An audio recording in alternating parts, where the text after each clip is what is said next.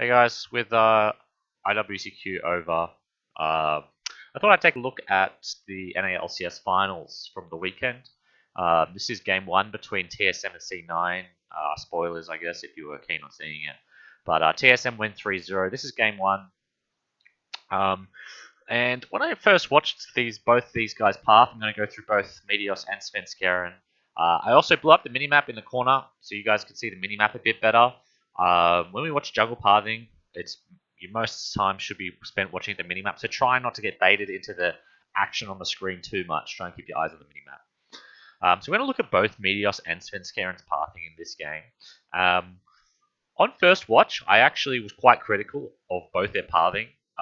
These guys are both much better than I am, obviously. So I thought that was pretty strange that I would be so critical of both players. But um, on reflection, what I found is that while their pathing might not be the most efficient, ultimately they completed the objectives of early game jungling outside of ganking, um, and they did it in a really safe manner. The other thing to keep in mind here is that this is game one of a huge series, massive crowd in Toronto. So both these guys are probably pretty nervous. I'm going to play both these out.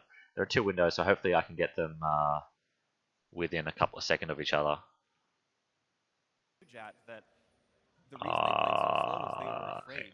They had been upset by CLG twice in a row, and they were so worried about screwing up the game. Douglas said after watching the game Really, Freak? afterwards. Okay, that's enough of him.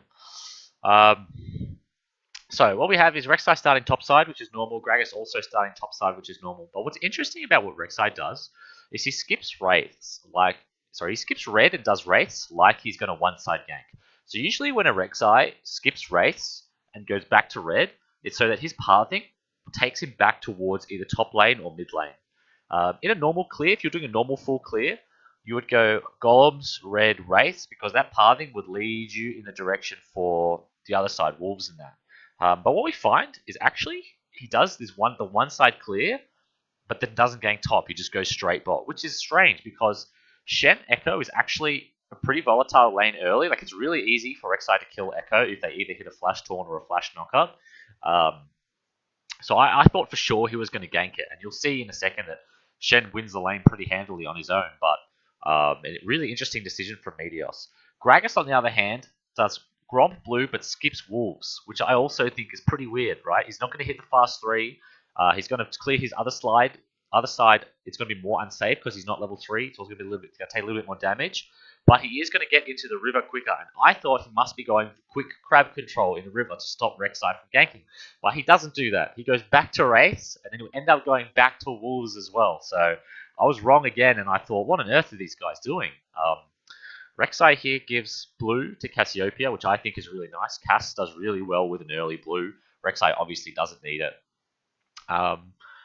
And then I thought, bot lane looks pretty even, and so it's a good opportunity for Rek'Sai to go take bot crab control. He might think that Gragas already has it, considering the time it is, but he also does a really weird move where he goes, like Svenskeren does, where he goes from red back to wolves across the map.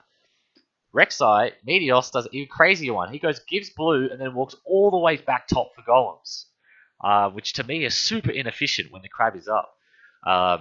Gragas goes for shallow wards. He doesn't know where Rek'Sai is, but he's just warding. That's pretty safe what he's doing right now. He's Gragas. He can always just get over the Baron Pit. But Meteos does golems even though Gragas knows where he is. So Svenskeren has the control now. He knows where Rek'Sai is. He knows what he's doing. Gets nice counter jungle off here.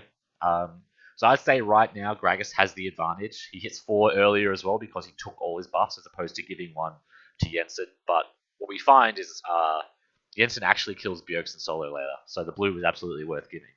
But if you watch the minimap pings, they've got complete track of what this Rek'Sai is doing. So now Gragas, having already established topside control, decides to go for crab. Again, I think this is weird, right? Why would you need a crab when your Gromp is up and you already have topside control and you know that Rek'Sai is bot? But he goes into his bot side jungle for golems and to keep bot lane safe because bot lane needs the wave that's crashing in. Actually, it looks like they have most of the wave, but he's going bot for the counter gank just in case. You know what I mean? He knows Rek'Sai's bot side, so he's like, okay, I'll go do my golems.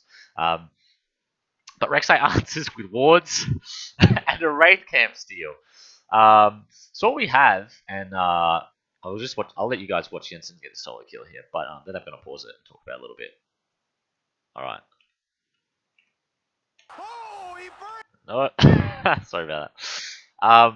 So what's actually what was the result of this? As I was saying while it was happening, both their clears were kind of slow, but at the same time, they were both very safe. Neither of them really had the opportunity to invade and do much damage, or even do much damage to the lanes. Gragas invaded to get ward control, but by doing so, showed that he also wasn't ganking. Rek'Sai then answered with his own on the other side of the map. And like I said, and much as I was just saying, it's easy to be critical of this pathing, but it's very hard to punish it for being inefficient unless you're willing to take the risk of going full efficiency yourself. If you put yourself in Svenskeren's shoes and you're like, okay, I'm just gonna full clear base and like get maximum gold, maximum XP, and then come out really strong, right? But from his perspective, he has no idea what Rek'Sai's doing. So he's in a rush to secure all his buffs in game one of this final. That he doesn't want to risk going for the crab because he doesn't want to risk fighting early in a big game because he might lose. So he goes back and then he goes for the shallow invade. Happens to see him because Rek'Sai is doing the exact same thing. So I thought it was just really interesting. Relatively uneventful, I suppose, but both junglers decided to sacrifice efficiency for safety. And ultimately, at the 5-minute mark, we've had wards in both jungles on either side. Both crabs have been taken. Both junglers have tracked the other one. So, in terms of their jungling objectives, they've completed them all. But yeah, when I watched it, I was like, what are they doing? So yeah, anyway, is there any other junglers out there who have an opinion on what they thought and whether I am right in being a little bit critical or whether I'm totally off the mark and there's something I'm missing? I would love to know because I thought both these paths were really interesting. That's all for me. Thanks for watching. See you next time.